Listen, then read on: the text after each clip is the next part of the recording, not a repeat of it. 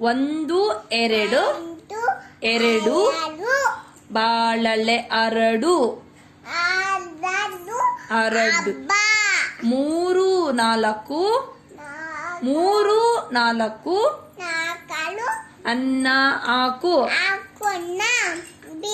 ಐದು ಆರು ಐದು ಆರು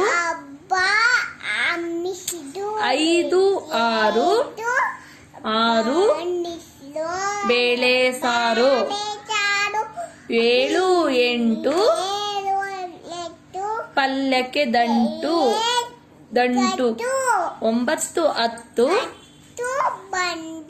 ಎಲೆ ಮುದಿರೆತ್ತು ಒಂದರಿಂದ 10 ಹೀಗಿತ್ತು ಊಟದ ಆಟ ಮುಗಿದಿತ್ತು.